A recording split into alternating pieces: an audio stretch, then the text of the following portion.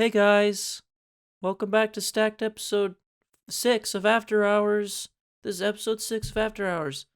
Thank you all for being such a good community, and make sure to like, comment, and subscribe for more Stacked videos and podcasts. That's right, everybody.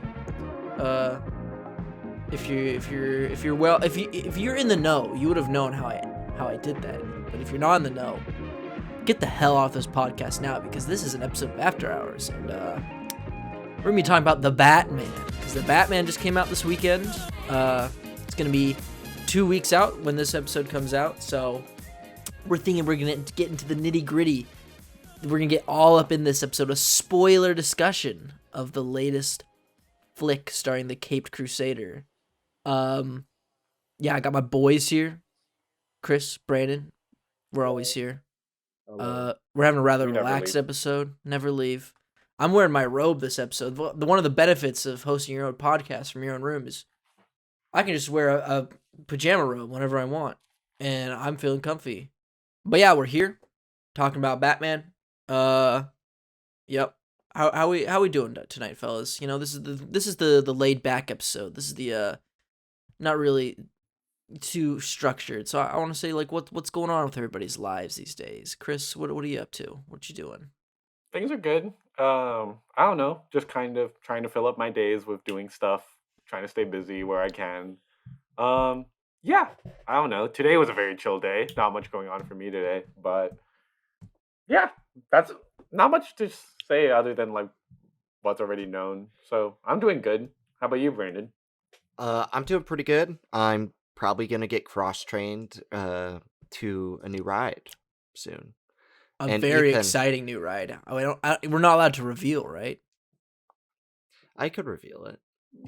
All right. It's Ooh. a very special ride for me, and it would be kind of Chris, crazy if Brandon would worked on this ride. Chris, there's probably a 90% chance that I get it because of what I've heard from management that I'm gonna get trained for the log ride. Oh, cool. That'll be fun. So yeah, they really would appreciate having me on the team, which means I get to walk the mountain, turn on and off those animatronics, test the ride That's in the cool. morning. Ethan, why are you making that face? Well, let's just hope you're not still working that log ride during Halloween time, because they do something very special for that log ride. They put out little gray aliens, and one famous incident, my first time to Knott's Berry Farm, I wasn't expecting those little gray suckers, those little gray fiends on the ride, and when I saw it, if you know me, that's my greatest fear. My heart jumped, and so did my body and my face. I jumped up and I tried to duck out of the way, and I smashed my face against the log ride. I gave myself a bloody nose. Almost broke my damn nose trying to duck those little gray men. That's what we But call that code Bravo in the this means, Brandon, that you can probably sneak out one of those little gray aliens, which I'm and not gonna do. you can probably bring one home, and we can have a little gray man in our room, and that would be kind of funny. That would be kind of cool. I don't I'm want just to get saying. fired from Dodds for stealing property. Well, how about you quit and then you steal it? What do you say? No. Okay, fine. Yeah, nothing new with me. Same old, same old. I did a lot of moving props today and like shelves and stuff, so I'm pretty wiped out. So I'm not gonna be too energetic, except for when it comes to talking about the Batman, because fellas, I haven't like stopped thinking about this movie since we saw it on Thursday. I'm gonna be honest, like I haven't had a film get stuck in my head for so long since, like, I don't know. I can't even tell you the last, maybe Endgame, maybe? I don't know. Just like there's just so much to deconstruct about this film, so much to talk about, that I can't wait to hear everyone's takes and thoughts on it. Um and it's just fun to have a movie like this, you know, because I feel like a lot of blockbusters, like even the ones we enjoy, um we haven't really been able to like go way in depth into them, you know? Like we've looped the MCU movies together because like they're easy to talk about, because it's sort of like it's almost almost as formulaic to talk about them and our thoughts on them as the movies themselves. Even though we really like them, we enjoy the MCU. We're big fans, you know. But I feel like here with the Batman, there's something special about this, and I don't know what, but it's like I'm not head over heels with this movie. I don't think it's one of the greatest movies ever. But I really do love this movie, and I think there's a lot to talk about. So, before we get started, guys, I want to talk about sort of the history of this movie and like leading up and our expectations. So I want to hear everyone's takes on like what were your expectations going into the movie and like sort of the hype building up to it, because for me it was like I was on the edge. I was back and forth with this movie. When I heard it was going to be its own separate thing and we were going back to not being a shared universe anymore, and we weren't going with a Ben Affleck movie, even though, because I love that Batman, and we're gonna go to a Batman in his own universe, and Matt Reeves is gonna do his own thing like Christopher Nolan. To me, that felt like a step back. I understand people's gripes of trying to make everything a shared universe, but I felt like DC was really hitting its stride by balancing having these characters exist in the same world and giving the directors the freedoms to do their own stories with movies like Aquaman or The Suicide Squad or Zack Snyder's Justice League. Those three I feel like, or Shazam, I feel like those four are films that like I can see this being a shared universe, but still having that sort of artistry that DC has really touted themselves to be by being very director oriented, So hearing that they're going to go away from that with the Batman, that made me a little sad. But thankfully they sort of raised my spirits with Matt Reeves and the cast that they pulled together, spectacular cast, and those phenomenal trailers. So I was going in pretty excited and I was blown away. But Chris, what was your history with the Batman? So, kind of similar to you, when I found out that they were kind of going to go in this direction where they kind of just have independent continuities per film or like mini trilogies or what have you, where like it's kind of like they all can kind of stand on their own and they don't necessarily have to like coexist. Like for example, we know that spoilers for Peacemaker, but we know that the Suicide Squad definitely exists within the DCEU with Ben Affleck and Wonder Woman and Aquaman and Flash and all them. But yeah, we also have this new the Batman directed by Matt Reeves, and I've always been a big fan of Matt Reeves. I really love his take on Planet of the Apes. So I was kind of assured by that because I was like, okay, this guy knows his stuff, and like I'm certain that he'll hit his stride with this. And funnily enough, he did. The trailers were amazing. I love the trailers. I still sometimes rewatch them because they're just so much fun. The team he brought together to make it happen, whether that be the incredible crew and cast, everybody nailed it. There's a lot to love about this movie, and I in a weird way, like Ethan, I actually didn't share in the same kind of anxiety about DC departing from the extended universe, because for me, like I've always found that my favorite DC stories are the ones that are kind of independent from the others, or at least like kind of have their own little contained narrative. So I actually kind of think this might be a kind of a cool thing for DC to do, because it gives so much more freedom to the artists, and also like I don't know, it gives so much more opportunity to do unique things and daring things. There's room for a little bit of everything with that, and I like that. Brandon, how about you? What was your kind of journey with this movie? I am not the biggest fan of DC or the Caped Crusader, as you guys know. Like, I think my only superhero that makes my top 5 from DC is Superman, because I like taking a character who's invincible and then making it more about his vulnerabilities on a personal front, since he is that way. Mm-hmm. And like the Batman or the Dark Knight is just like, he's a good character, very trauma driven, but like none of his films have like wowed me. And so going into this, I was very I was hesitant. I liked the trailers. I really liked the music in the trailers, like the way it really felt like an iconic theme in the making Hmm. from Giacchino. And it did look like it was going back to comic book roots. Now, I have seen all of the live action Batmans with the exception of like the 40 serials, and I've seen a few of the animated ones, so I'm pretty well versed on the character. Um, but yeah, I was only moderately excited going into the movie, and it was only like the day or two before that I was starting to feel more excitement. Probably because it was like, this is a movie we've heard about for like 3 to 5 years. Yeah. We all really like Matt Reeves. I really like his Cloverfield movie. I like The both of his apes. Apes movies. Oh, War for the Planet of the Apes I really like, but I don't know if that's a controversial opinion to like that more than Dawn, but I prefer it more to Dawn. me too. Um, and yeah, I think he's a really good director. So to give him that like space and breathing room and hearing reports that this was going to be like a 3 hour detective movie gave me like, okay, this could work. But also, I've been burned before by these standalone DC movies like Joker, where I went in with the same level of expectations, I feel like, and have been very disappointed by the output. Mm-hmm. Like for me, Joker felt like it was more like a King of Comedy Martin Scorsese ripoff or Yeah. homage than it felt like its own individual thing.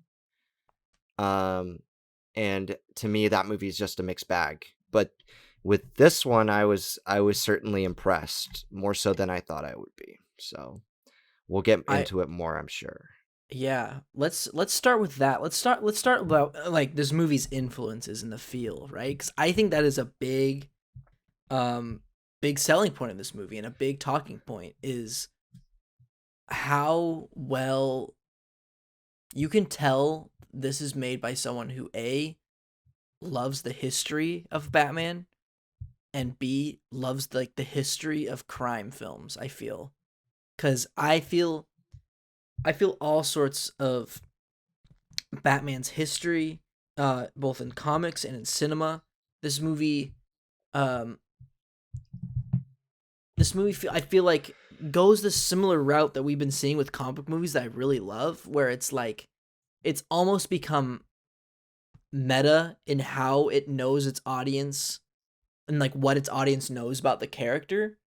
So it's able to talk about things about Batman himself and Batman's history without necessarily showing it, or it does it in a more simple and cinematic way without actually having to show the death of the Waynes, Batman's training, um Batman's ideology, stuff like that, stuff we've seen time and time again, the various iterations of Batman and what's worked and what didn't work in the past, um and also with crime films, like you see, unlike Joker, where you can see direct translations from other films, you can tell that this film has love for movies like Chinatown. I feel Mm-hmm. like I feel like its narrative and its plot is like, I think it's the closest to Chinatown than most films. I It's would say eerily similar, it's eerily similar Yeah. and sort of but like it's not in a way that it's a direct. not a direct, and sort of just like uncovering this big truth about a city, and the corruption behind it, and done in a noir way. And of course, you get Fincher everywhere, you get Zodiac. Of course, that's probably the second biggest influence with the character, the Riddler, and sort of the detective element to it. Um, and you get films like, I don't know, uh, Saw, certainly. Saw. Definitely Saw. That was Yeah. one. That was one I was surprised with. I was not expecting a Saw Yeah. There was inspiration. a In a yeah PG-13 that Batman. freaking mouse thing. Yeah, the Yeah, mousetrap Ugh. or whatever. yeah, Yeah. that was crazy. Just all the traps, like, and everything like that. Saw, Seven, I would say too. A little bit of that as well. Um, but yeah, it's just like this person loves and respects everything that Batman is about and has been, and everything that the genre that he exists in is about and has been. And it's just so intelligently played in this film. And that's what I love. Sure, like, I did enjoy Joker for what it was. It's a funny movie, as I always say on the podcast. It's funny. Um, And Oh, I will never argue against somebody who absolutely hates that movie because of how like derived it is from Martin Scorsese's films or something like that, you know? Because yeah, there are scenes literally from Taxi Driver and King of Comedy and yep. Joker, you know? Hmm. That's not how you know, they say in film that's like stealing is the highest form of flattery, you know? Um, but here, I think that was just like stealing and like not really building off anything. Whereas Yeah. I feel like in the Batman, Matt Reeves was able to take things from all sorts of films and comics and put something truly beautiful together. You know, I don't um, think I've seen a studio product that's a blockbuster that feels like it's the own director's vision yeah, in a very Yeah. long time. Like not even Denis, like maybe Denis' Arrival. Like but like I feel like Dune, as much as I think it's like good, I still feel like a touch of studio on that film. I feel like a touch of studio through Yeah. its casting and Right. like Yeah. some other stuff like that. And You then can even say like yeah. Eternals, like that was Yeah. touted as like, oh, that is the Chloe Zhao's film. Like, no, it's I not. mean it has aspects of it, but it doesn't feel Yeah. entirely hers, and I really like the Yeah. movie to say that. Hmm. It like Yeah, has touches like I the don't, the but lighting, and hmm I think you could say something as some of the performances, but I don't think that works for a Marvel movie necessarily, yeah, because realism is not necessarily how you play those characters all the time. like I don't think we probably haven't seen something like this since Arrival or The Dark Knight. You know, the last Batman movie, because that feels entirely Christopher I like this Nolan's. more than The Dark Knight. I'm Yeah, gonna drop that bomb early in the you're gonna podcast. drop that bomb. It's my I favorite have Batman movie, not I gonna have to lie. rewatch both this movie and The Dark Knight. But when I watched out this movie, I said I really love this movie, but like there's just some stuff in The Dark Knight that it's just like I don't know. You know, Mm. I'm talking villain. I'm talking sort of the game of ethics that it plays in that movie, you know. Um, but this movie also has some very cool um, dissections of sort of the morals and ethics of both Bruce Wayne and Gotham City, which I thought I would never see or discussed in Batman.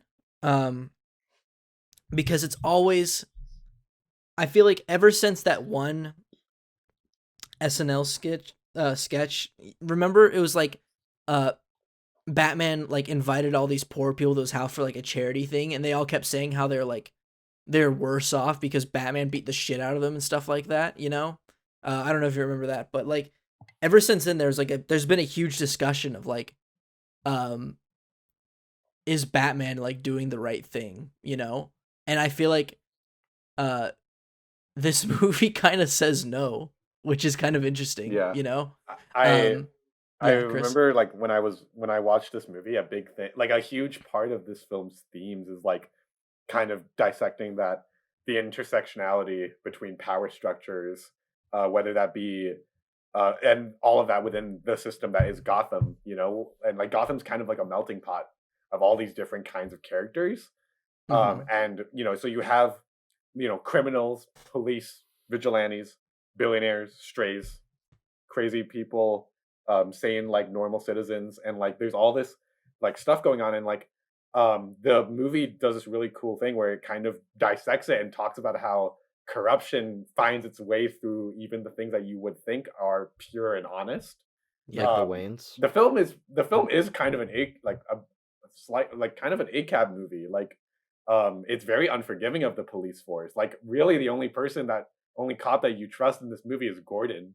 Yeah. And like I don't know, even for me, like yes, like Gordon, yeah, is a cop, but also like Gordon, I don't see Gordon as a cop. I see him as like a guy just trying to do his best, Yeah. and that happens to line up with the intended values of, of supposedly the intended values of policing. Um, but yeah, like the film dissects that and deconstructs it really well, and I think especially for the modern day, with this being such a hot topic amongst like how things are so interconnected and how twisted things are, it's a very poignant message, and I think one that is makes up a big reason of why this movie is so um I guess like resonant with people. Like this movie Yeah. does strike a chord on things, and like Yeah. you said, Ethan, like by the end of the movie, like it does kind of take Batman as a character, and puts him into question about like what's his role in all of this, you know, and like Yeah. is his role kind of perpetuating things like the horrible things that happen in Gotham, or is he actually providing a valid solution? Yeah. And at the end, we don't really know. The end is kind of open for us to think like, you know, I kind of want to we're talk about. just yeah. Go Sorry. ahead. I kind of want to talk about Gotham in this movie Yeah, and how in the Nolan movies and in the Snyderverse movies, Gotham feels like it's too much like a U.S. city that we know. like a Chicago. Like a Yeah. Chicago or like a Yeah. Pittsburgh or like a New York. Like you recognize like locations. Yeah, And then in the Burton ones, it feels like it's backstage on the Warner Brothers lot because it is, Yeah. for the most part. But in this movie, I feel like you get the best of both worlds, yeah, where it feels Yeah. it feels like this plays into what you were saying about the characters and how each character is like crafted to fit this world, and it feels natural. Like Yeah. in the other movies, they either feel like too homogenous to what like we recognize in our society as like a real location, or so like silly that they are pulled straight out of a comic book for better or for worse, Mm-hmm. because it doesn't always adapt perfectly to live action. But here it does. Like, I don't know, they managed to capture that balance well between the characters and the setting. And I feel like it's one of the best captured like cityscapes I've seen. Like it felt like I was transported, like a movie like Dune, where it's like on a desert planet, or like on a like oasis like planet that Paul is originally from in that movie. Yeah. And that, like, I think that's really unique to capture, because like today you just see like futuristic locations of places we've already been, but it didn't feel like any of those except for like one shot of like Times Square, which is like totally different. Yeah. Still, it's Yeah. still different, but it still is an identifying feature. And Yeah. Gotham Square Garden. I like Yeah, but That's it like was- where the final act of the film was. I was like, okay, Yeah. that was not really that clever, but sure. I one thing I do want to talk about since we're talking about Gotham is Yeah. the aesthetic of this film. That kind of steampunk neo-noir kind of thing they have going on with Yeah. like how gothic it all is, and very like I described it in my review as like something it's lively but also very desolate. Mhm. It feels like a society on the brink of collapse, but also like thriving at the same time. Yeah. It's kind of hard to describe, but it has this kind of dystopian, like rundown kind of aesthetic to it that I think really has this, especially considering how much of this movie takes place at night and how much of it is raining.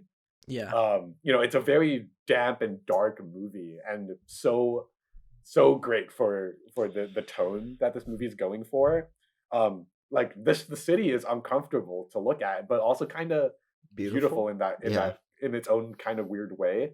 I think the best example of that is towards the beginning of the movie when Batman's giving his monologue. Oh. So good. And Oh my we god. see the criminal's glimpse into the shadows, Oh. and he's probably not there, but the No. fear that he's there, that's the essence of the character. I've never seen that captured in film. Me neither. film. I've Yeah. never been scared of Batman. You know, I like they always say, "Oh, Batman strikes fear into the hearts of criminals." You know, and I'm like, Yeah, okay, I get that, but I know who Batman is, so like I know I'll never be scared of him. You know, Mhm. but during that monologue, and I'm like getting goosebumps just thinking about it, of the dude who The looks teardrop over, guy. yeah, the teardrop guy, and he looks at the signal, and then he just looks to the darkest place in the alley, and you're just like, holy shit, what is gonna come out of those shadows? And Batman says he's like, I may not always be in the shadows Yeah, because I I can't am be the everywhere. shadows. oh yeah, He's like, I am the shadows. Like, his presence is just the darkness itself in Gotham, and showing that through that montage of people looking into the darkness, I'm like, that is probably top 5 Batman scenes, you know? Easy. I gotta say, just like scenes that perfectly capture like what this character is all about. Yeah. And what a way to just start the movie like that, you know? Like that's when I knew I was like, this is gonna be something special. Yeah. Real quick, I want to shout out the cinematographer for this movie, Greg Fraser. Yeah, That dude killing it Killing this it. year. Last Killing movie it. he did was Dune. dude. Guy's killing it. There's actually I follow him on Twitter and he put up a picture of like I forgot I think it might have been Michael Jordan like holding up a trophy and doing a peace sign. Uh-huh. And then like the caption was Greg Fraser putting out Dune and the Batman in 4 months.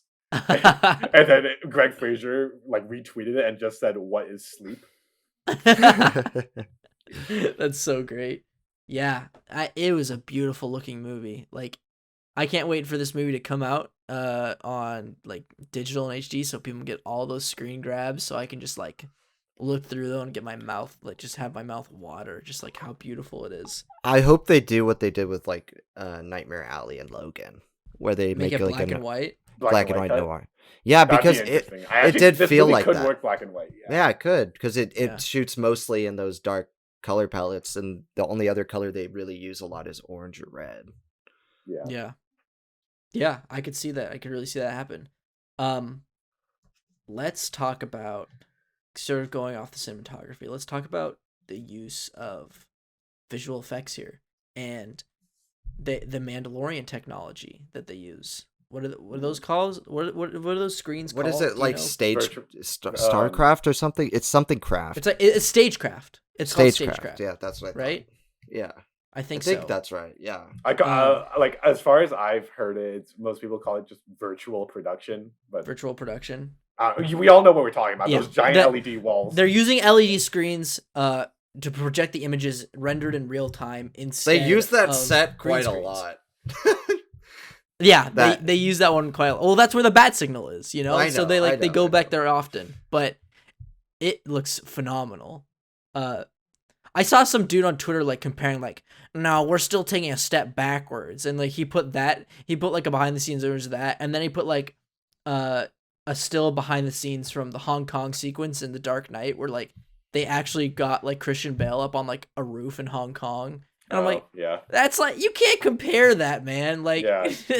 like that's, I don't know. It's There's two room for different both. things. Yeah, Yeah. there's room for both. Like, it's not a step back. It's just like, it's doing something else. It's a step sideways, you know? It's just something Yeah. else. And it's Better than green screen. It's just as cool and like skilled to make that thing come to life and make us believe that, you know? That I they love actually go how- out and do that. We're going back to like old school, and this has been spread a lot on Twitter, old school movie things. Yeah. Like matte paintings, and this is just a new way of It's just a doing that. digital matte painting. And that's Yeah, awesome. but it's making it look more realistic by having more, I don't know, more impressive visual effects, which Well- might give you a better works. opportunity to and it can move. spend your money like elsewhere. you can see Yeah. clouds You can move and control smoke it, come out of the move it. towers, you know? It can Yeah. help you light scenes, but I think most importantly, it gives the actor something to look at that isn't a green screen. Yeah, You know, gives a little performance boost right there. Mhm. exactly. So I don't know what people are complaining about. Like, it's awesome. I mean, the Um, reception behind this movie's been, I mean, a lot of people are loving this movie, but I've heard a lot of mixed things from the general public as well as some critics about it. So Yeah. I want to talk Yeah. Sorry. I want to talk about a common complaint that I've heard outside from both critics and outside of people in our own friend group. not gonna name People are saying that this movie lacks emotion. And I couldn't disagree more. That I just like I find that a very interesting thing to say. I look at scenes like when Bruce visits Alfred in the hospital. Also, by the way, what an insane scene. One of the better things of having this be a standalone movie is I fully believed Alfred was dead when that bomb went off. Yeah. I was like- I had a moment. I was like, wow. Agreed, that's yeah. I was like, oh shit, okay, they're just gonna kill him off. Wow, that's ballsy as hell, you know? I mean, like, this is a different Batman. I wholly believed it. And then, like, we saw in the hospital, I was like, oh, okay, that's fine. But sort of to see, I didn't feel the emotion like what you would have typically have felt, where it's like, oh, Bruce Wayne actually loves him, he cares for him. It's not. I didn't feel so happy. I felt emotional that this Bruce Wayne, he still can't connect, you know? He's trying as hard as he can to open himself up, but like there's something damaged within him to do that, and he was really struggling in that scene to like open himself to Alfred. Like he couldn't say that he loved him. If you rewatch that scene, you know? He's like someone that I care about, and it was really disjointed, and he's like, I haven't felt that fear since I lost my parents, you know? It's him just trying as hard as hard as he can to say that he loved Alfred. And like to me that's like that is some of the most intense Batman stuff that we've seen, of cracking this character open by like seeing that this dude he does love, but it is so fucking hard for him to admit that, and it's tragic, you know, and I find that emotional that it's so tragic, you know. Mm. And people were also saying that because Robert Pattinson was like he was very he was dark and brooding the whole time, like we didn't really see that that one's the side of Bruce Wayne that we've seen, you know, from Ben Affleck or Christian Bale or Michael Keaton, you know, the very playboy philanthropist. I can't say the word. Is it philanthropist? Philanthropist. No, Philanthropist. Philanthropist. Philanthropist. that was close enough. Philanthropist. There we go. Now say it fast. Now say it smoothly. Philanthropist. Okay. Not close enough. Philanthropist. Philanthropist. I Philanthropist. There you go. Oh no, never mind. You sound like Benedict. Is it Benedict Cumberbatch saying penguin? Have you heard the video? Yeah. Penguin. Penguins. That we weren't able to see that side of him, Yeah. and they're like that's the reason why like that it was lacking the emotion from Bruce Wayne, and to that I say it's like this is an origin of Bruce Wayne becoming the Batman that we know, you know. To me, it felt like a similar thing that they did with Spider-Man through the Home trilogy by the end of No Way Home. Like it took 3 movies for Peter Parker to become Spider-Man, but I think it took Batman 1 movie to become the Batman. Because guys, this is one thing that also blew me away.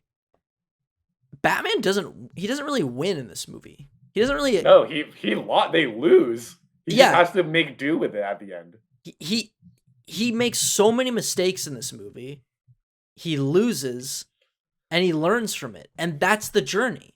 You know, like I don't think we ever really see Batman go on such an intense like character development journey as we do in this movie. You know, we see that this way of being dark and brooding and vengeful, saying that he is vengeance, that is not the way.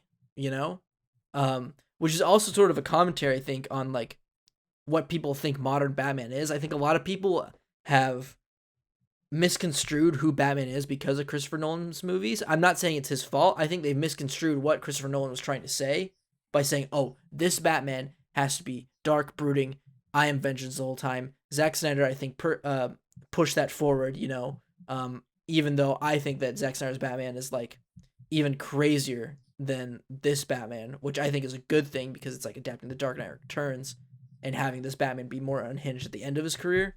Anyways, and this movie sort of like, to me, it felt like a Last Jedi move where it's like, no, fuck, this isn't Batman is because that Batman that you think of makes mistakes and he loses, and what he has to be is like a hopeful character, you know, while still being a dark caped crusader. He has to be a protector for the people, not really a protector of himself and taking revenge out on what happened to his parents, you know? Yeah, I definitely feel the same way. Like I loved that at the end of that movie, once all the Riddler fanatics, I don't know what to call them, were taken out, he immediately went right into the water and just started helping people. And I love how slow they take it with us. You know, there's no montage. It's just him reaching out a hand with the flare, you know, come with me. You know, it's very like, there's a humanitarian side of Batman that we get to see, which is really refreshing because it's like, yes, this is the character. Like Batman, for as dark and scary as he can be, and often is, Yeah. At the end of the day, Batman is a guy who's just trying to help and trying to make things better.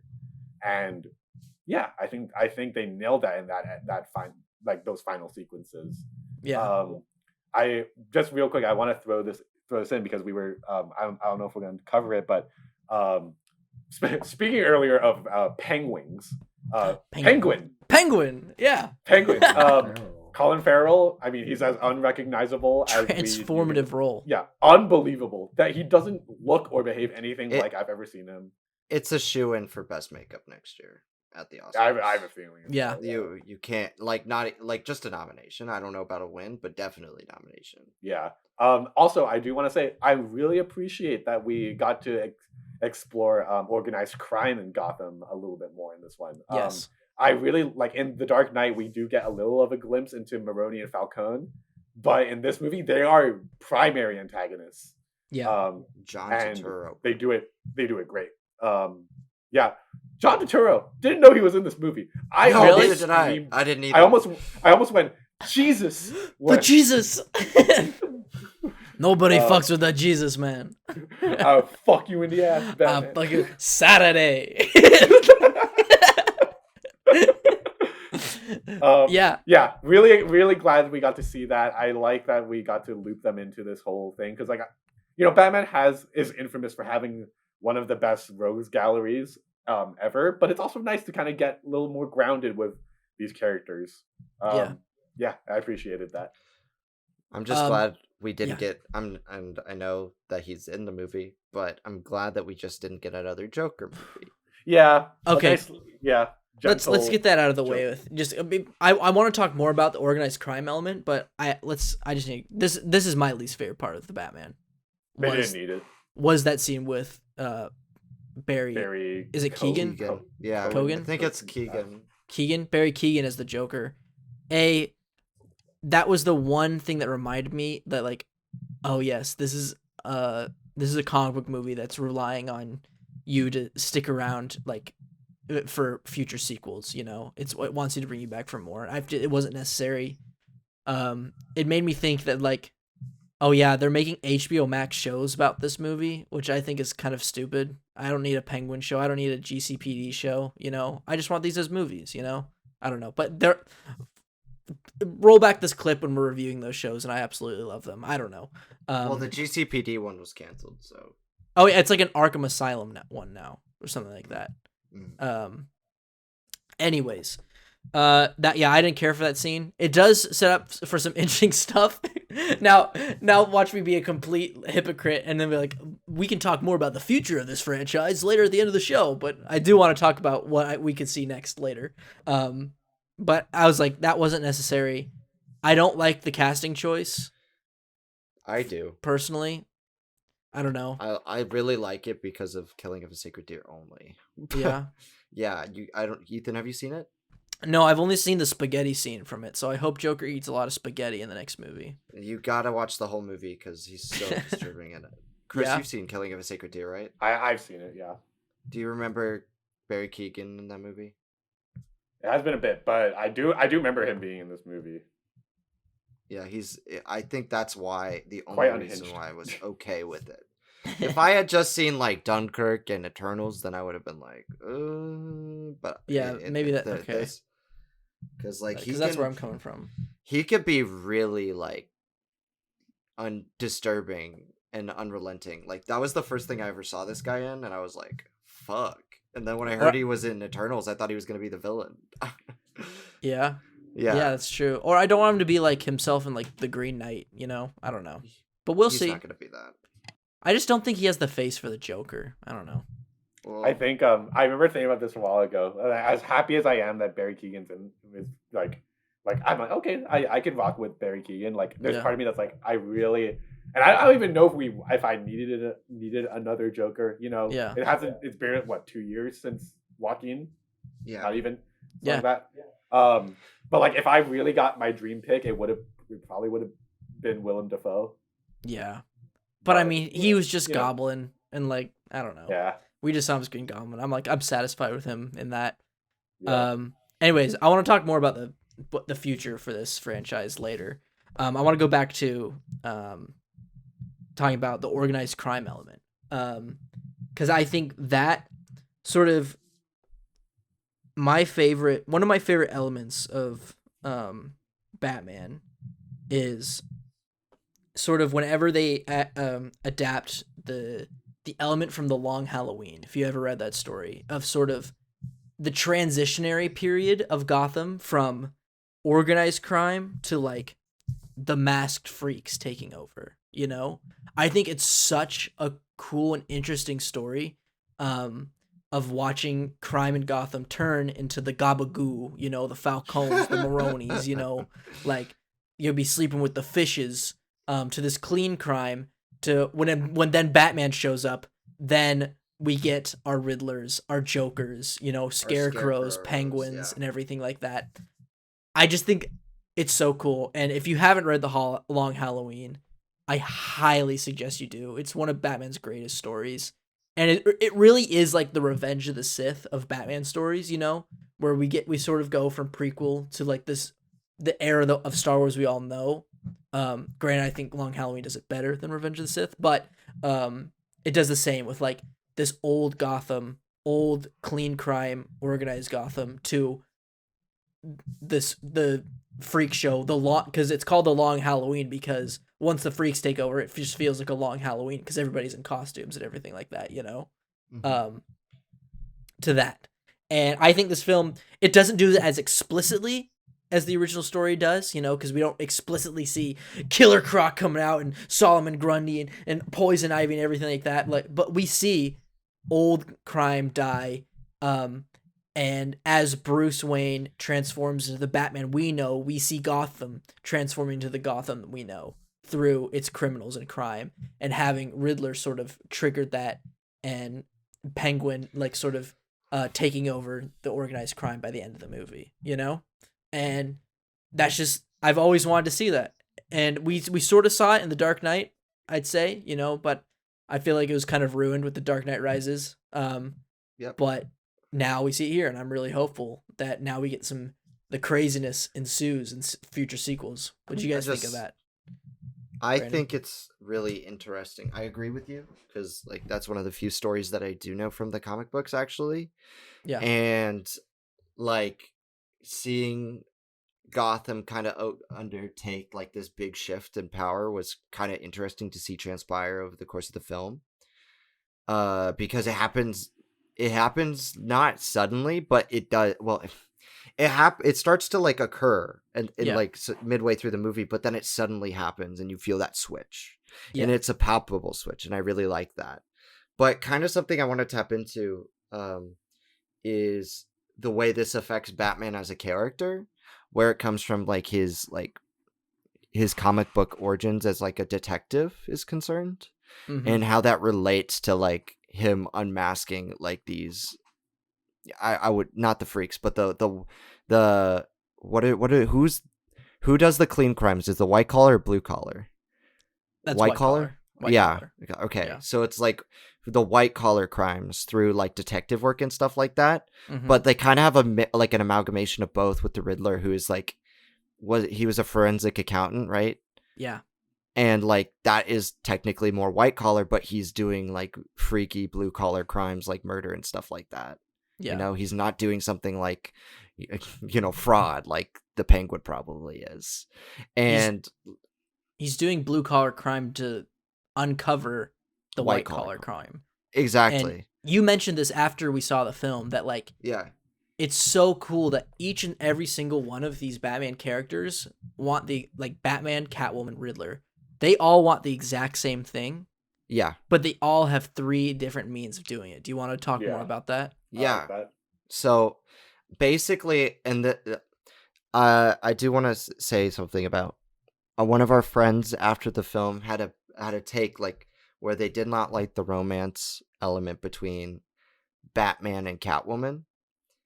Let me just say, I think because the characters are just so similar, not just as like people, but as heroes, that it or anti-heroes, I guess. That I love it. I love the pairing, kind of, even because they're both very damaged and tortured souls. Everybody, all 3 of them have very similar upbringings if you think about it. Yeah. Like they each have these really interesting parentages and how those parentages affected the way they see how to fight crime. You know, with Batman, it's through maybe his vengeance and like his urge to do the right thing, even if it's through violence. But he doesn't kill. He doesn't use guns. You know, he's that kind of Batman. Catwoman is the kind of person that will do anything to do the right thing and get that done through killing. It doesn't matter. But as long as she's doing it against the right people. Whereas Riddler is like, I don't care who has to die in order for me to uncover this evil or whose lives I have to ruin, regardless of if it's somebody like a Bruce or a Thomas or a Martha Wayne or any of the other like corrupt law and order officials in Gotham.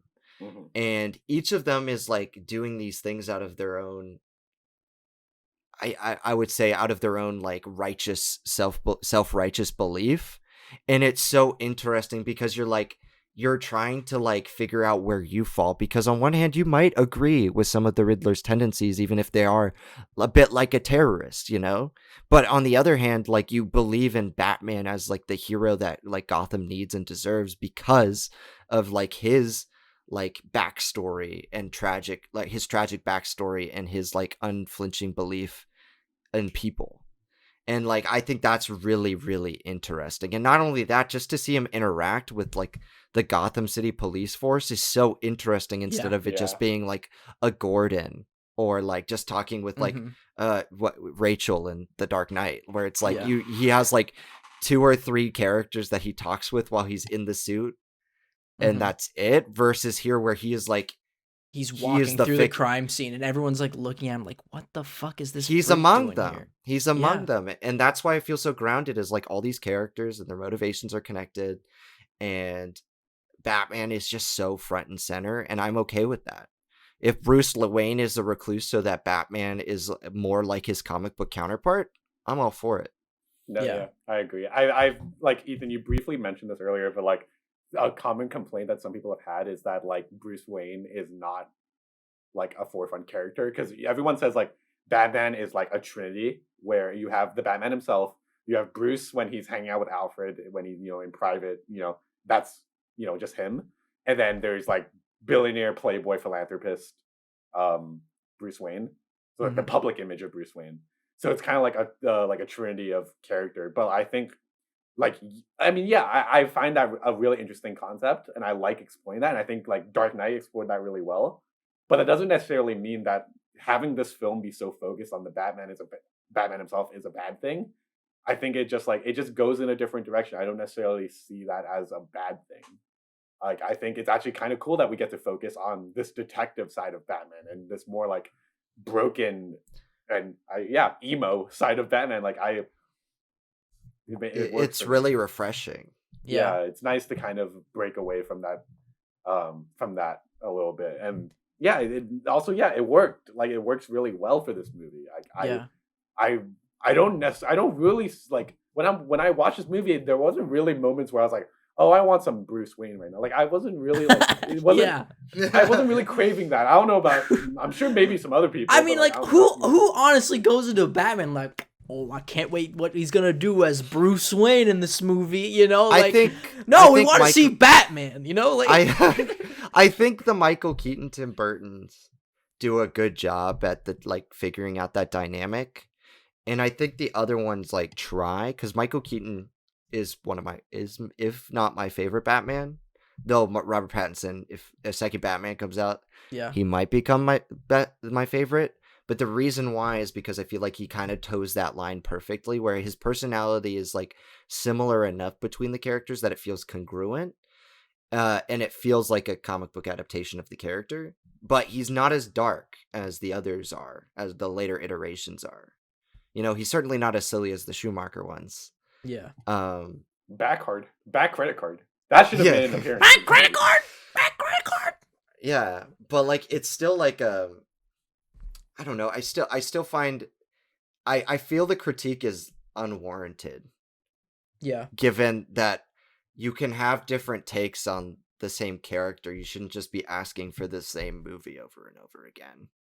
Like asking for the same Batman or asking for another Nolan Batman or something, it just feels like pointless because Yeah. we're getting like these different versions of the character. Why have different movies if you, why not just do another Christian Bale or another Ben Affleck movie if you're gonna Yeah. make Batman so similar to those? And like I'm sure we're gonna get like a Bruce Wayne that's similar to the one we know in this franchise, but now it's gonna become all the more rich and layered, because we're actually gonna see some development and him transform into that character that we've never seen before in past movies. It's exactly like why I love Tom Holland's Spider-Man. Like everyone was complaining throughout this movie, like, oh, he's nothing like the Peter Parker I know. He's nothing like Toby. He's nothing, like. But now we have 3 movies of development to make him into that Spider-Man that we all know and love, and that's gonna make it all the more satisfying. It's gonna be the same thing with this Batman, and that's just the magic of long form storytelling, ladies and gentlemen. And that's just so cool to see.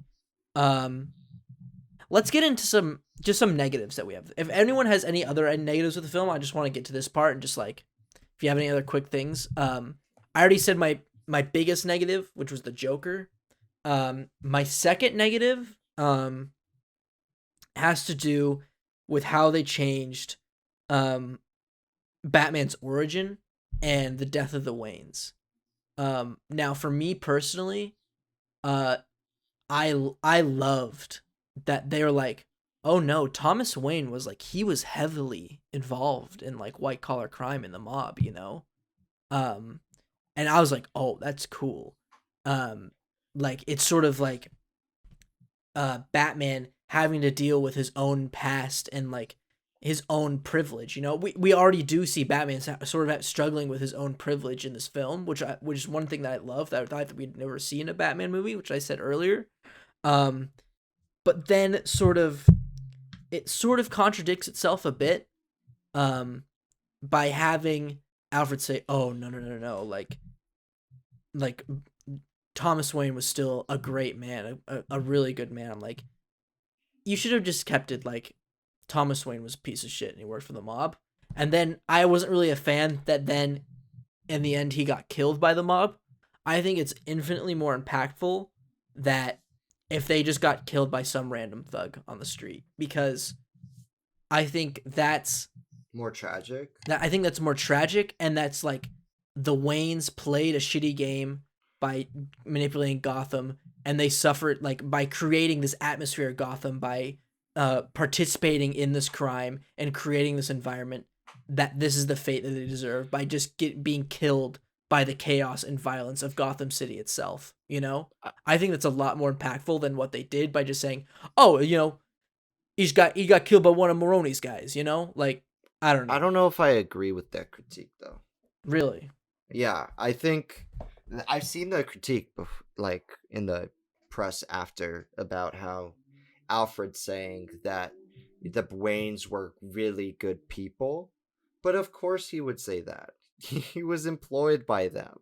Not only that, but he was like, if you watch any Batman iconography or read any of it, like the guy's not going to say anything bad about them because of how he's like treated them. He's not going to be like, "Oh, yeah, the Waynes were like pieces of shit and like they actually deserve to Well, he die." didn't have to. No, that. Whoa, whoa, whoa! You're taking my words out of context. I'm not saying I would have been like, "You're right, fuck them," but it was like, it was. I don't know. It was a little uncomfortable how much they backpedaled on that. I don't think they did. I really don't. I think he's like he was trying to do, it's what politicians do.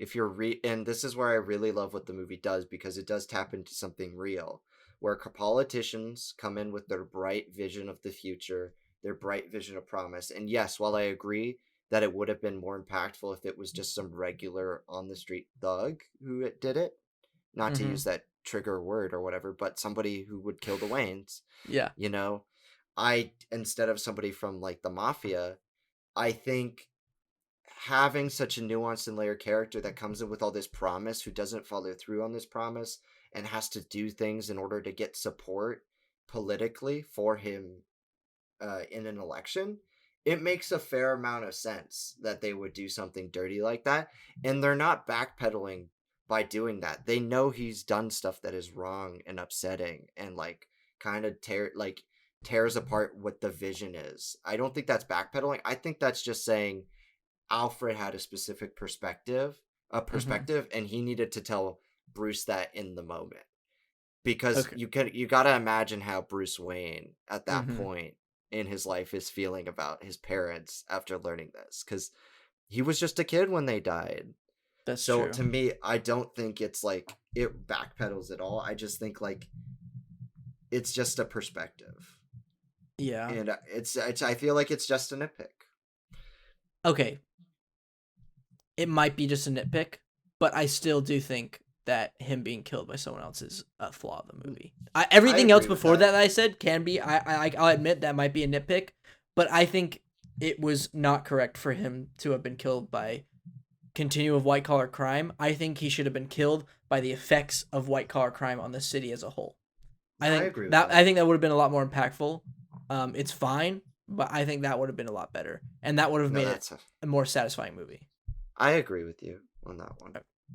Do you have any negatives, Brandon? Like, what didn't make this a perfect film for you?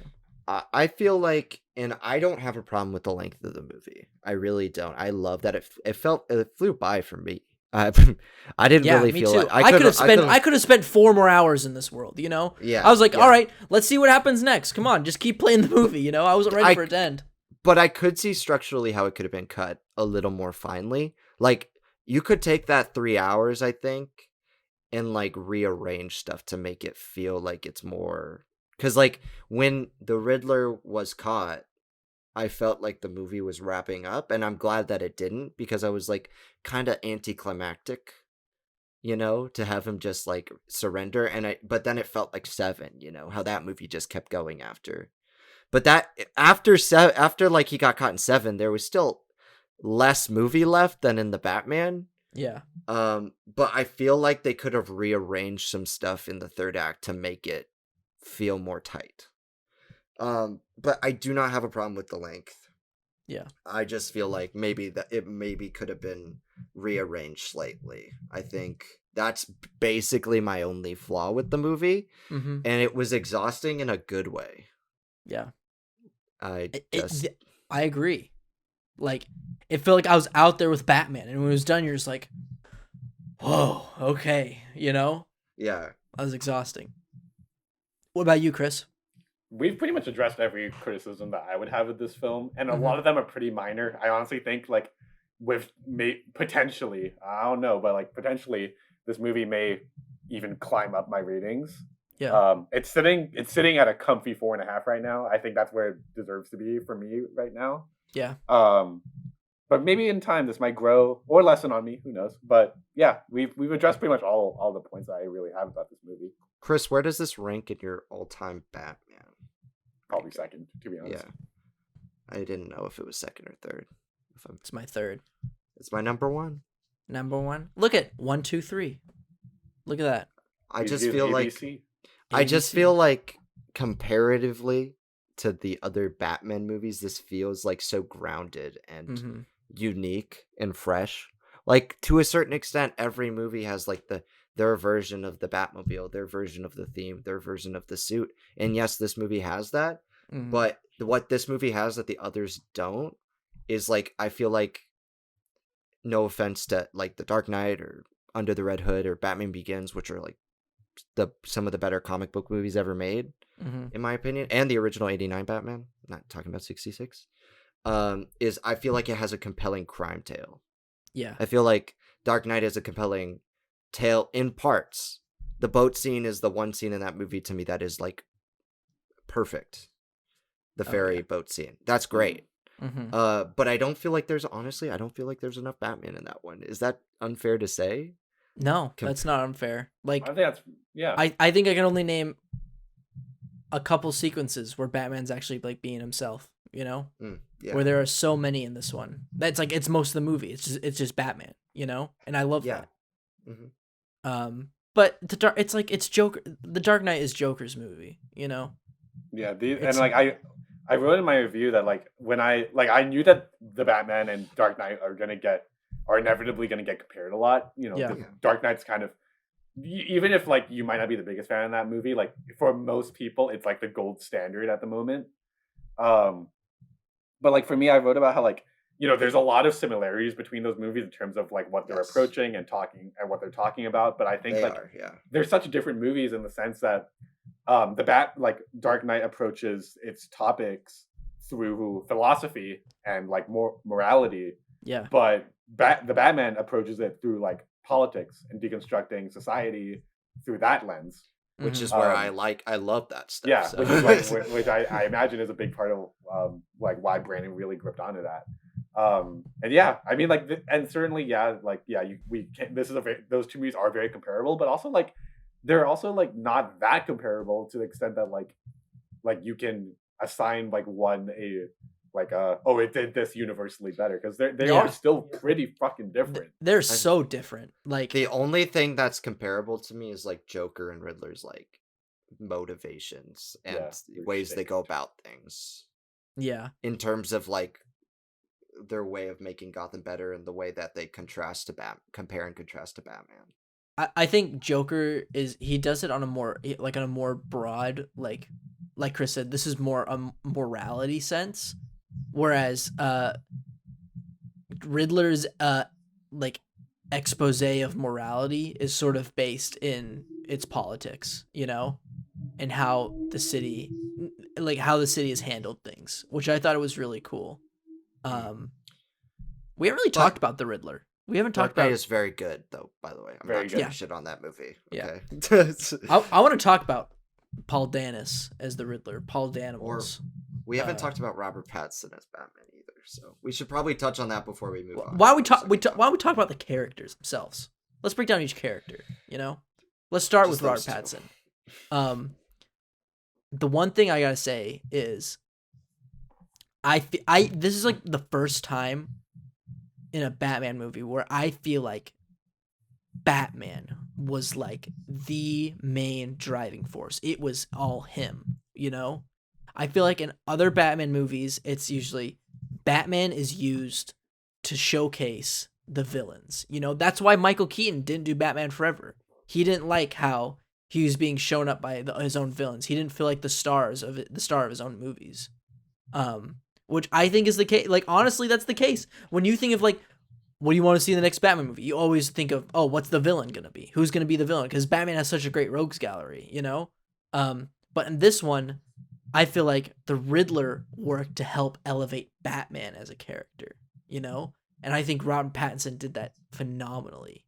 And that is just something as a fan of Batman, I'm just so grateful to see, So I think Robert Pattinson did an amazing job. What do you guys think? Good foil. Yeah. He's very. I know a lot of people are going to say he was emotional but I don't think so. I feel like there was a lot of pain in his performance. Even if he didn't always show it, I feel like it's in his eyes. Yeah. In the way that he carries himself as a character, you feel like there's a weight on him. Like whenever he's Bruce Wayne, like when he was at the funeral, or I'm trying to think of another scene with him in it, or he was with Alfred. His shoulders are hung low. He's like hunched over a computer most of the time when you see him as Bruce Wayne, and he's obsessed. His eyeliner. Yeah, his eyeliner on. Or when he goes out and day has to wear sunglasses, because he's Right. been out at night so long. Like that's what his eyes have adjusted to. I like Right. that. Or when like Selena Kyle's with him, like he still is carrying that with him no matter how he feels, and that's remarkably consistent. And the fact that he doesn't feel like he's giving a dull performance is like kind of what makes it. And like you're right, Riddler contrasts and complements him super well. Yeah. Riddler. What a fantastic performance by Paul Dano. Like, Oh yeah, killed it. Hi guys. Absolutely killed it. Hey guys, Hey guys. I'm not joking. Sure. That like you would Genius. think that's like cringe, But it's like it's dog, actually that- genius because it's that's so that's real. what would happen. Yeah. Yes. You kidding me? Like I remember Ethan. I remember you were talking about like the fact that like this dude has like he's like basically on like TikTok or Instagram. It's like, Or Yeah. Reddit. you know what? In today's age, Yeah. yeah, probably.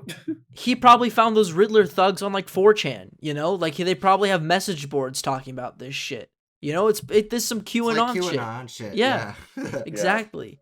Like I love that they're able to implement that. Like such an intellectual villain, the Riddler, is able to take advantage of how conspiracy and like all these organizations are created in modern day, you know? Yeah. And that was just such a fresh modern villain.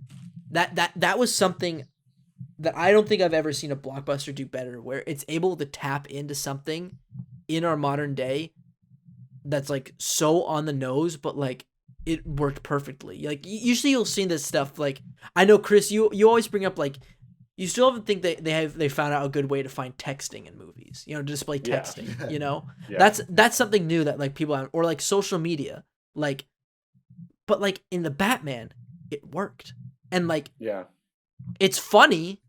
Yeah, it's really funny of him Sometimes. saying like, "Hey guys, I'm really grateful for the community and everything we've done." You know, breaking out of his "and this is the justice and the lies," you know. But like, that's like, yes, that's a modern fucking villain. You know, And it's disturbing, but it's that's how it disturbing. is. Yeah, there's something very unsettling and creepy about that, you know? Yeah, I think that's why Like this- people laugh. Yeah, too. and like yeah, I mean, like I remember when that happened. Like as soon as I heard, "Hey guys, Ethan," I remember specifically you and Joey just lost. Yeah. it. I laughed because like it was too perfect. You know, Yeah. it was a laugh of like, it was a pleasant laugh. I was like, yes, this is amazing. I was overjoyed with how they handled that, you know, and it is Yeah. and it's also funny. It's played for comedy, you know. This movie There's doesn't there- have any laughs. Come Yeah, on. Thumb very drive. little- What the Yeah, hell? there's a like thumb drive and like. Do you remember when Penguin like is interrogated by Batman and His feet are and tied. Gordon, and he's like, "What is this? Good cop, bad shit cop?" I don't Yeah, know why, but I thought that was really. He waddled like a penguin in that scene after Yeah. they left him. Yeah, And it when he was so like tied up, he was handcuffs. waddling Yeah. like a penguin. Yeah. Penguin. We've already talked about Colin Farrell's Penguin. He was great. Catwoman. Zoe Kravitz killed Wow. it. Exceeded Loved my it. expectations. You know, she. Yeah, absolutely exceeded. I it. did not like Anne Hathaway in Dark Knight Rises, but this. Nah. Oh no, she She wasn't is good. honestly Zoe Kravitz is probably my favorite Catwoman live action Catwoman. I- And I love Michelle Pfeiffer, but Michelle Pfeiffer it's Zoe Kravitz for me. is a very Michelle Pfeiffer is Catwoman from the Batman 66 show taken into Tim Burton's gothic over the topness, and Julie Yeah. Newmar. I think she's sort of. great. But Zoe Kravitz's Catwoman was the Catwoman from Batman Year One, the Catwoman from The Long Halloween. You know, Yeah, her story, her connection to the Falcons, that's from The Long Halloween. You know, and how that sort of connection to Falcone sort of creates her morals, and how that how that's different from Bruce, and how she likes to take in strays and stuff like that. You know, that's all from those comics, and it was perfect. And you know, she fought like Catwoman. You know, the moves are great. Batman. I just want to talk about the fighting for a second. It's still no Ben Affleck warehouse scene. I think that's still peak Batman fighting, in my opinion. Because that felt like the Arkham games, you know. yeah. But this was just a little bit below, you know, of Batman fighting the Riddler thugs, or him in Yeah. the Iceberg Lounge, like beating the shit out of Beating people the with the shit out, bat, yeah. you know. Yeah, The fighting was phenomenal. I loved it. I remember thinking about that like while I was watching the movie. Like I remember also being like, yeah, you know, it's not like it's not the same as the warehouse scene in Batman v Superman, Mm-hmm. but it is a major step up from like the Dark Knight's fight The Dark sequences. Knight. Because like I love that movie. Everybody knows I love that movie, but Yeah. they need a new like fight They- choreographer or something. Like what the Yeah. fuck was that? Like I don't know. It wasn't really the hand to action hand. wasn't It quite there. worked. The hand-to-hand It wasn't- worked in wasn't the best. boat scene when he's like making his way up to Joker. I thought that was good Yeah, because it was more like But Chris, was you'll from get far this. It away was more. most of It the felt time. more like the Predator scenes from the Arkham games, like the Predator missions. You know, where you're like, Yeah, he yeah. has the X-ray, he can see everybody. You know, so Yeah. he's taking everyone out strategically. But when it came to like Batman, just like fighting a group of people at once, like I think of the scene from The Dark Knight Rises where Batman On and the Catwoman roof. were fighting people, and he's just like, And did you see the guy who like flies, but like no one touched him? yeah. My knock is that the Dark Knight movies don't do action well. I honestly No. think, I think like their best action scenes are probably like not fighting, but like The Batmobile you know, like chases. when they're flying, like Yeah. the Batmobile sequences. You know? Yeah. When he's flying in Hong Kong, that's a cool scene. Yeah. But yeah, no, the hand to hand stuff needs some work. Needs some work. And same with the, you know, the Tim Burton, Joel Schumacher stuff. That stuff, Batman fighting was never good. Yeah. But this is promising. Hopefully we'll continue to get to a level of the warehouse scene from Batman v Superman. I really hope so. Because that was just that's still the peak right now. But this one did show lots of promise and it was great. Last thing Yeah. we got to touch on before the future of Batman. Mhm. We got to talk about that score, baby. Okay, before we talk about the score, let's talk about we talked about him a little bit, but Jim Gordon. Let's talk about Oh, sorry. no, it's okay. Oh, The last yeah, big Jeffrey character. Wright. Yeah. loved him. Loved him. He's good. He's good. And I loved his relationship with Batman, where he's like, I don't even know who you are, man. Like, do we like the way he just gets all chum with Batman and like the only people like the way he's the only person that like Batman trusts and that just like I think they nailed the relationship between Batman and Gordon in this film more than any. Like He felt like Danny Glover and Mel Gibson in Lethal Weapon. yeah. Yeah. There's a certain line that Gordon has in The Long Halloween where he's like he says to this is when he's working with Harvey Dent and Batman where he's like, you guys are allowed to fight outside the lines. Harvey Dent in the day, Batman at night, and I'm the one to to cover it up. You know, he's the one to cover it up. And I felt like we start to see that Gordon in this film. And I can't wait to see him now as commissioner because the commissioner did die in this film. So obviously he's going to get the promotion and become Commissioner Gordon, you know. And that was awesome. He's such a great character. All right, let's talk about the score now. Michael Giacchino. Fantastic. Killed it. One of his best work in my opinion. Yeah. He's got a great body of work already, but this stood out to me. I really liked what he did. His theme is amazing. The romance themes are sweet. Mm-hmm. And I love touching. like those like the like giant orchestral like moments where it's like you can tell like it's like Giacchino's piano's on fire and it's like dum dum dum dum. Oh my god! And the horns. It just builds, dude. It builds Yeah. and builds. It's like Jaws. Somebody said. I saw that comparison, and I was like, it is so simple but so effective, and it's like kind of amazing that nobody's ever done it, but it still feels like Batman. I think Hans Zimmer tried to do that. It was like, bwah, bwah, bwah, bwah, bwah, bwah, you know. I like Hans Zimmer's Batman. From I should say Zack Snyder's Batman because he's done 2 Batman themes, which is funny. Yeah. I think his Dark Knight one is better than his Zack Snyder one. Like the bum bum. Like that one's more of like a dramatic sweeping, and then like the like I don't really like those themes. I'm more of like I like Batman 89's theme more than I like those two because those are because I don't think that those ones are distinct. I feel like the 89 one and this one have like actual character medleys that I can like pick apart and be like, it can be used in so many different ways. Like I can imagine just like one piano keep playing this or something like that. I can imagine it for his Dark Knight. Like it's more than just the duh duh, like the bum bum. Like that's I've listened to the Dark Knight score so many times. I bet you have too, Chris. Where like you can pick out that stuff used throughout a Batman's theme, and I think it's just as good as the Giacchino one. And I love the Tim Burton one as well. Why am I forgetting the dude who did the Tim Burton one? He's Danny famous. Elfman. Danny Elfman. Why I forgot his name for a second. I almost said Danny Glover. Yeah, Danny Glover. Because you were just talking about Danny Glover. But yeah, Giacchino knocked it out of the park. All right. We're looking at an hour and 20 here. So before we sort of wrap up this big Batman discussion, let's talk about what we'd like to see in the future.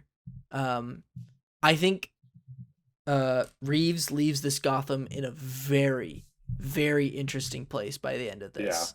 Ripe for the pickings. Ripe for the pickings. Riddler has flooded Gotham. And the old crime is dead. Falcone is dead. Moroni's dead. Penguin is now, he's going to make his play and chatting it up with Joker. Yeah. Well, no. Riddler's chatting up with Joker. Penguin's, he's building up. He's going to become the big crime boss now. Yeah. We got Riddler chumming it up with Joker, like you said. Which I don't like they include Joker, but I do like that now. Like, I think we're going to see the Riddler with like the flair that we see him from the comics now. If we see him return, he's going to sort of get those theatrics from the Joker, which I like. Which we haven't really seen a development for a villain like that. Like we're going to see Riddler develop into the Riddler that we know, which is great. Yeah. There's maybe. There's a lot I could imagine them going for with the future. Like their rogues gallery can be expanded so much. I don't know how well certain villains would fit into this universe, considering like this movie is relatively grounded. Mm-hmm. I don't know if we'll see like Man Bat or like Mr. Freeze. Oh, but Matt Reeves said he really wants to do Mr. Freeze. And that would be cool. Listen, I think there's a way to do it. Do it like the Arkham games. I think that's nice. Yeah. Mr. Freeze in the Arkham games is like, that is peak Batman villain for me. Like, his boss fight is amazing and it's terrifying. Having Batman having to dodge away from, like, I know Arnold played him, but he literally is like the Terminator, where it's like, if you get in this guy's like line of sight, you're fucked. Like his freeze ray is gonna kill you. I have a vision for this trilogy, but I'll let you speak. Okay, so I want to do. I think Mr. Freeze has a really good opportunity to be redeemed. Matt Reeves has redeemed the Riddler from the last Schumacher movie. I think it's now his turn to redeem it with Mr. Freeze, because Arnold's Mr. Freeze is horrible. It's atrocious. And I love that character so much because of how the animated series made him like an actually deep villain with like a tragic backstory. I think they could bring that into there, tie it into how something like his wife, like something happened to her during the like how Gotham got flooded and everything, and now he's turned to crime to do something about that. I think we're going to get Harvey Dent in the next movie. I don't think he's going to be Two-Face. I don't think he's going to be Two-Face by the next movie. I think they can build up Two-Face to be the villain of the third movie. I want to see more of Harvey Dent work with Gordon and sort of start to see that darkness that he has in him, but don't make him Two-Face just yet. I feel like I want to build them just as much as Nolan did, but I think Dark Knight Rises, I do give it a 5 stars, but I would have loved to see more Two-Face. I feel like Two-Face was maybe tacked on at the end of that movie, where I feel like Two-Face as a crime boss can be so much more developed, So I want to build up Harvey Dent in a movie and make Two-Face a villain of his own, Okay. Because having him work with Gordon and Batman is like, that's a trio that I just love to see. Like, if you've read Long Halloween, it's great. He is sort of the Batman of the daytime, because he's sort of as destructive and tough, but in the daylight as himself, which is great. And then this one thing I gotta say, we're never gonna get it, but I want Clayface so bad. Oh my god, Clayface would be cool to see. Clayface is very hard. He's my all-time favorite villain. We're not getting him in this universe, and that bums me out. That's one thing that I don't like about like we could have gotten Clayface in the DCEU. You know, if we had Ben Affleck's Batman, we could have gotten Clayface. But Yeah. we're not going to get it with this one. Here's what I think's gonna happen. Yeah. I think movie 2 is setting up Mr. Freeze in the Penguin role. He maybe works with the Penguin, I feel like, because of what happened. And like you said, it could be a tragic backstory like that. And I think they're setting up based on how the ending of this movie impacts the mayoral race. I know Harvey Dent's probably going to be isn't he the DA, Yeah, right? he's the DA. Yeah, DA. Right. So they're like, gonna I make feel they're going to make him the DA in the next one because that's just going to be leading into like the evolution of this politician's career. And I feel like both of them are going to be the villains because I don't think they want. Here's why I think Harvey Dent Two-Face is going to be played somewhat similarly. If not, if he won't be the main villain he might be the main villain of the next one. And I know you're like, well, we want more time to sit with his character or whatever. Yeah. You can do it without having him be like regular Harvey Dent, you know, not being Two-Face, you know, until like the very end again. But in the third movie, I don't think they want to repeat Joker Harvey Dent because I feel like that's what they're building to. And I feel like you can't just have the same movie as The Dark Knight. And I'm not saying it would be the same, but it feels like they would be building up to that. Yeah. And I feel like they want to build up to be like the ultimate villain matchup here between the Joker and Batman. I think yeah. Sorry, no, continue. I interrupted you. And if he wants Mr. Freeze, like I don't think that's the capper. I think he's the second movie, and it just makes sense to have Harvey Dent be the second movie based on what they set up too. Yeah. So, and then the Penguin being a side villain through the whole trilogy makes sense too. Because he's not really a big threat. He's never really been like huge in the comics. He's like the crazy mobster, but he's not right. But he works with the Joker, you know. Yeah, he works with all of them because he runs the business side. I could see him like being like the kind of the guy that gets Batman broken out. Sort of thing. And... You know what I could see?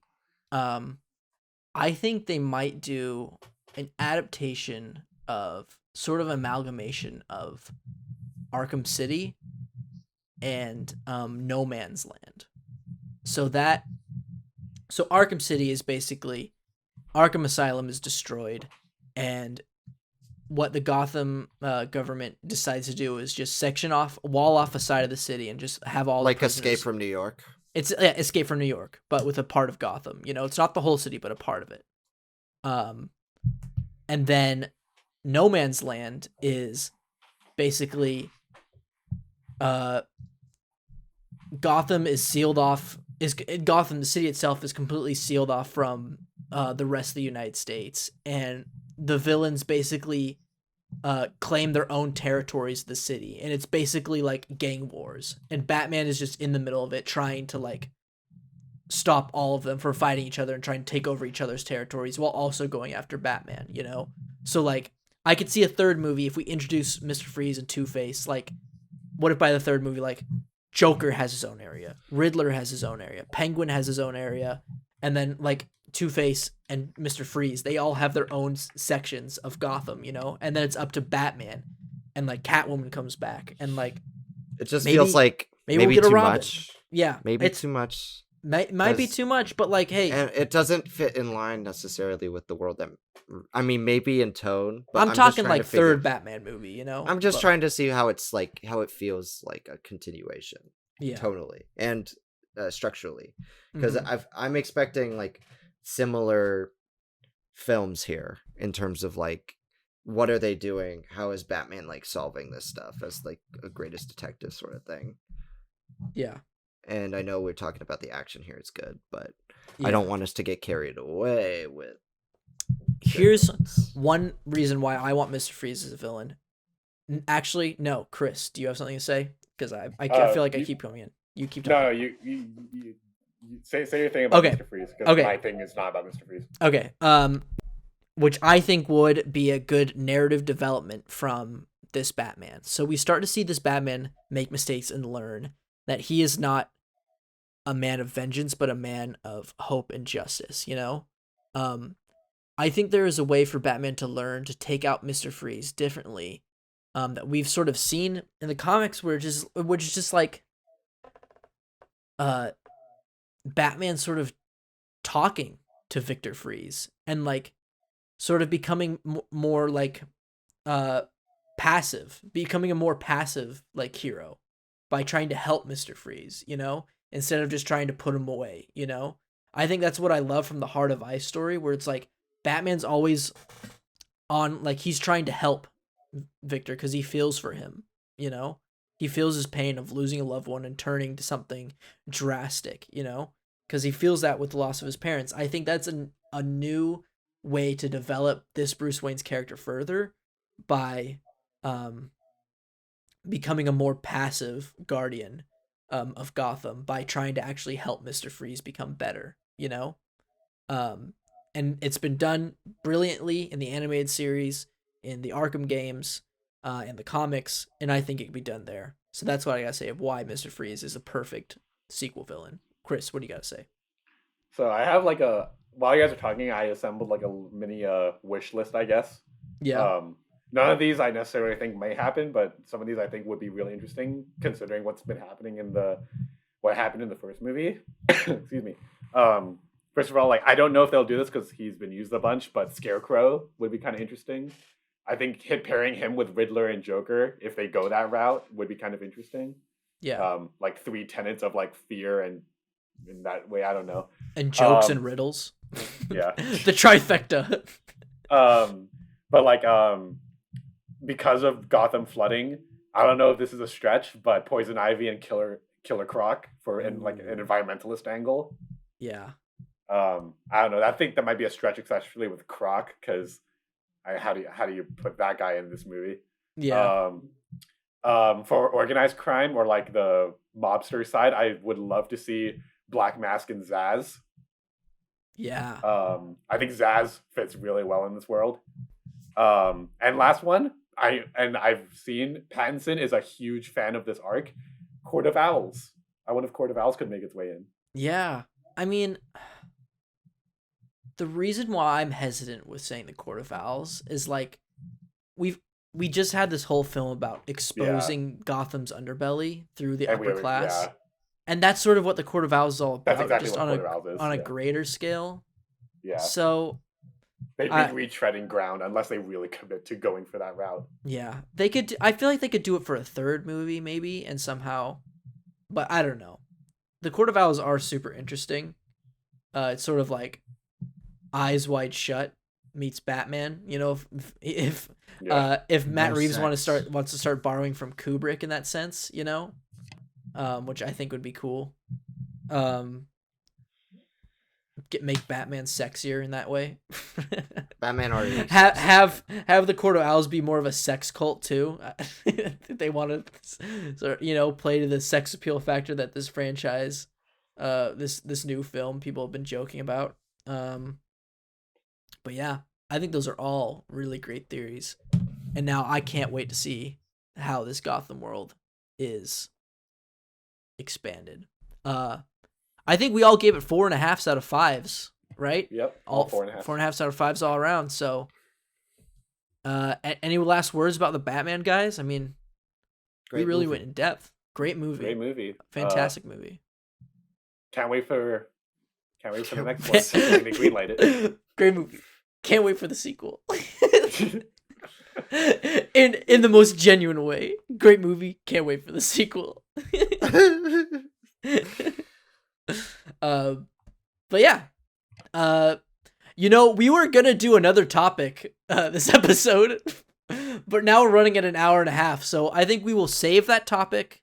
I think it's too. Let's do it. Let's do it. Let's see. Why don't we do it after the Oscars? Is it too late? No, because it's too late. Okay, we'll do a whole episode because we record Monday the 28th. We'll do a whole Oscar recap episode, okay? That might be better because everyone's going to be talking about the Oscars. Yeah, we were going to have a big episode about the reactions to the nominees. That was going to be part of this episode, but We kind of got lost in the sauce of Batman. I just kind of want to touch on the other. I didn't want to really talk about the nominations necessarily. Oh, what do you want to talk about? I wanted to talk about the 3 other things because I feel like that to talk about them later would not make sense.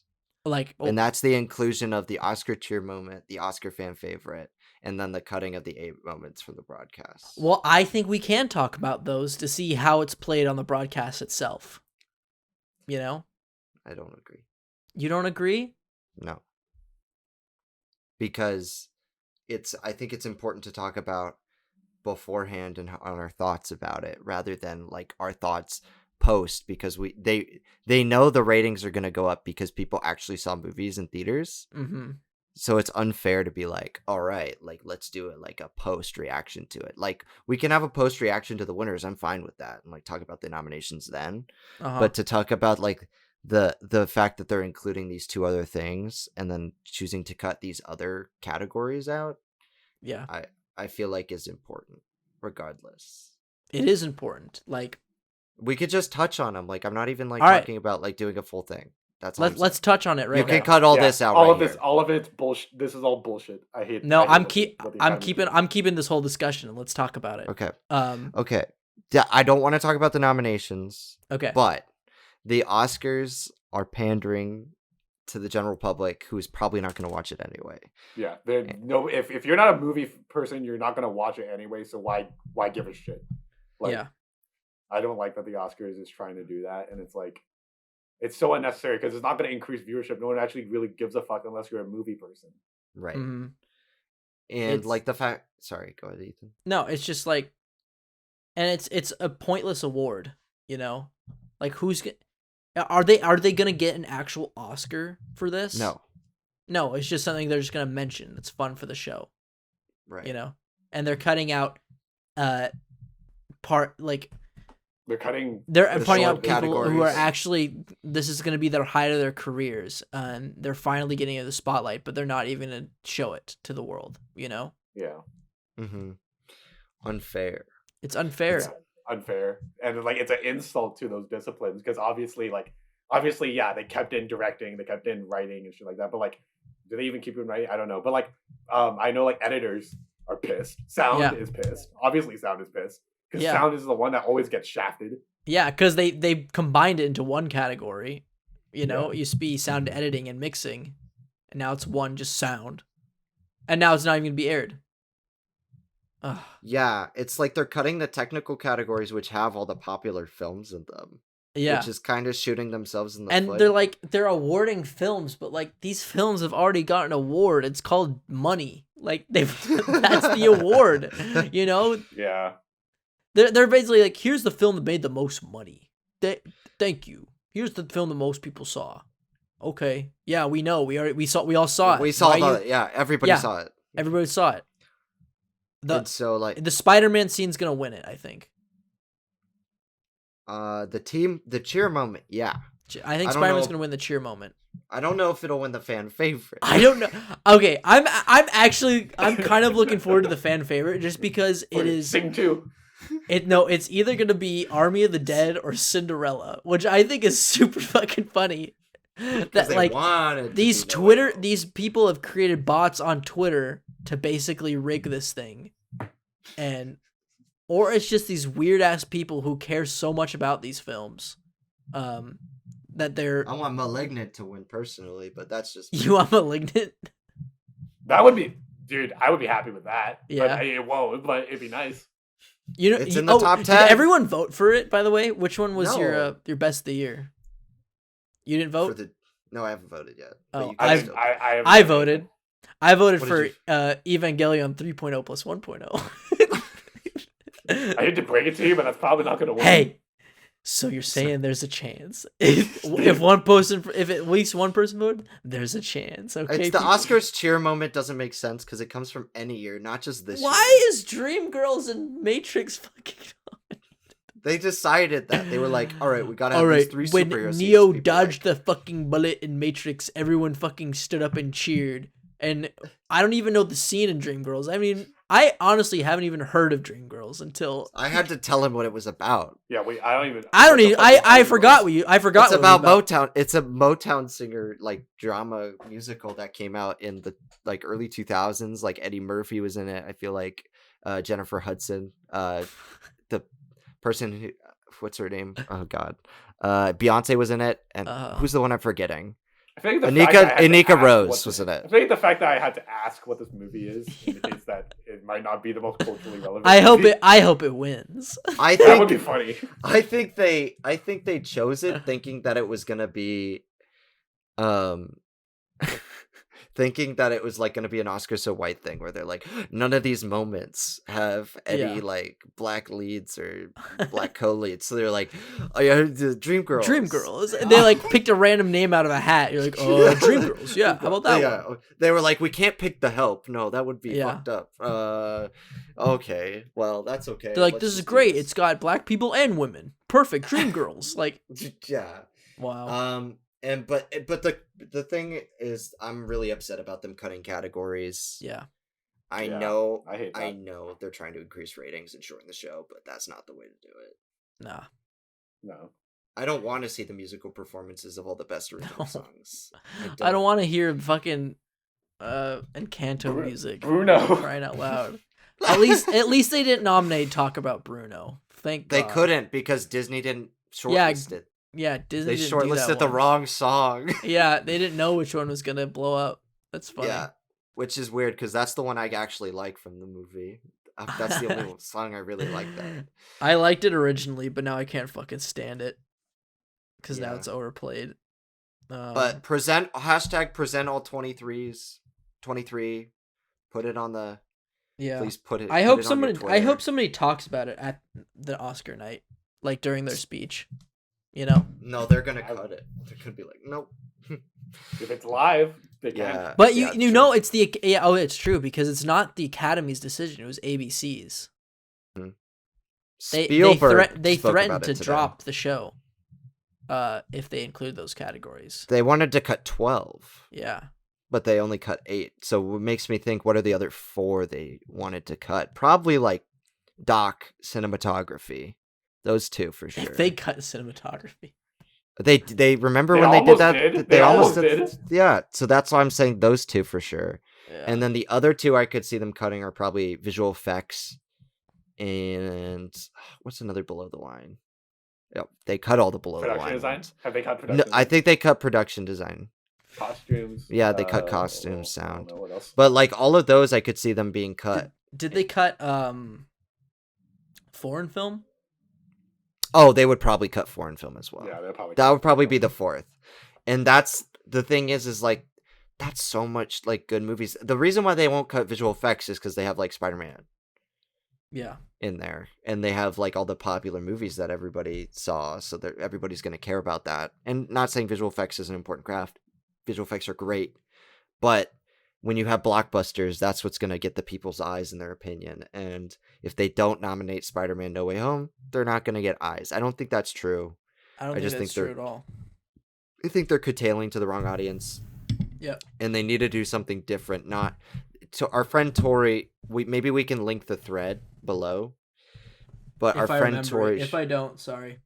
sorry, there's a thread on Twitter that this guy suggested doing a telecast, 2 different telecasts, one for all movie fans and then one for like the general public. And that being like a good compromise. Mhm. Although I don't think ABC would do it because of it's the length that's the problem. Yeah. I don't think they could get ABC to agree to do 5 hours because that would just cost them more money ad wise. It's gonna cost them more money and like I don't know. I could see. Here's a compromise I'd be willing to make. I don't like it. I would rather have the 3-hour show. Uh-huh. But if they wanted to do like a live cast of the 8 awards online in the Dolby Theater, Yeah. I wouldn't mind watching them uncut.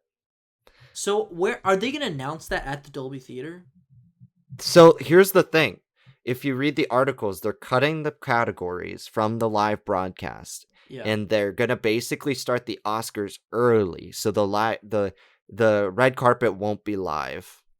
And during the red carpet, they're going to be presenting awards in the Dolby. And they're going to be like those 8 awards.